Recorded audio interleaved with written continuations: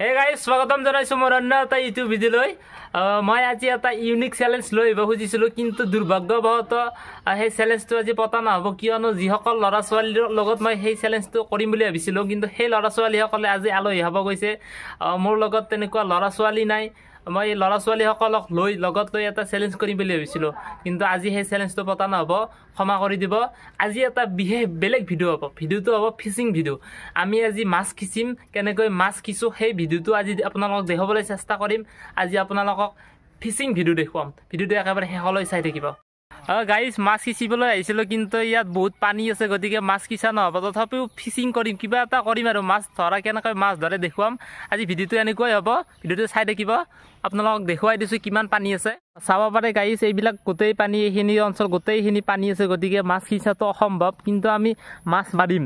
প্ৰথমতে আমি এই মেটেকাবিলাক গুচাই দিম, গুচাই কেনেকৈ মাছ মাৰোঁ আপোনালোকে চাই থাকক। এনেকৈ মেটেকাবিলাক গুচাই আছে, গুচাই পেলাই আমি মাছ মাৰিম। মাছ আছে নে এটি? আছে না? কি মাছ পোৱা যাব এটি? সেইবিলাক আছে নেকি? ঠিক আছে, আজি আপোনালোকক মাছ দেখুৱাম। এতিয়া মই মেটেকা গুচাম, আপোনালোকক দেখুৱাই আছোঁ, চাই দেখিব। মই মেটেকা গুচাম, কি হয় আজি দেখুৱাই আছোঁ, গোটেইখিনি দেখুৱাম আপোনালোকক, চাই থাকক।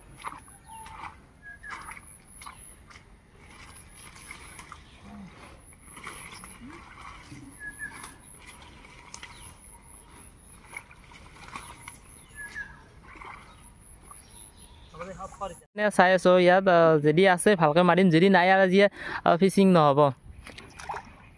কেনে লাগে, আছেনে গাইছ? ইয়াতে মাছ নাই চাগে, ই বহুত টাইম চালে মাছ নাই চাগে, গতিকে আজি মাছ মৰা নহ'বই চাগে। তথাপি আপোনালোকক দেখুৱাই আছোঁ।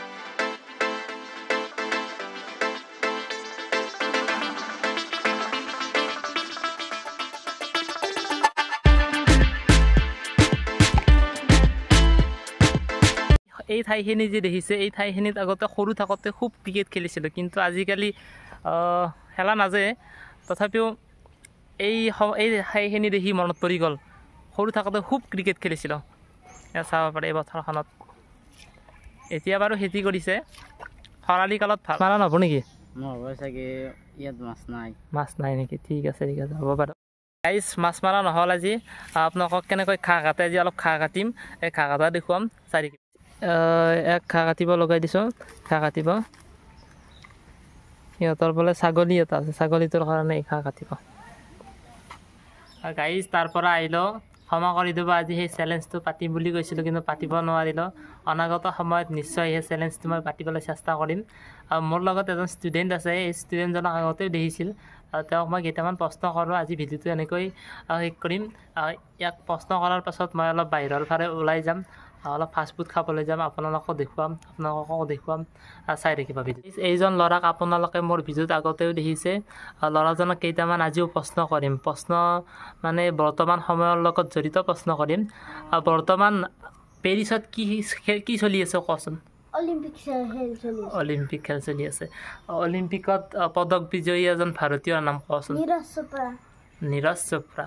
ঠিক আছে, ঠিক আছে, বঢ়িয়া। এইবাৰ অসমলৈ, অসমৰ নতুনকৈ নিযুক্ত হোৱা ৰাজ্যপালগৰাকীৰ নাম জানো নেকি? শ্ৰী লক্ষ্মণ প্ৰসাদ আচাৰ্য। আচ্ছা, আচ্ছা, বঢ়িয়া, বঢ়িয়া, বহুত ভাল লাগিল তোমাৰ উত্তৰকেইটা।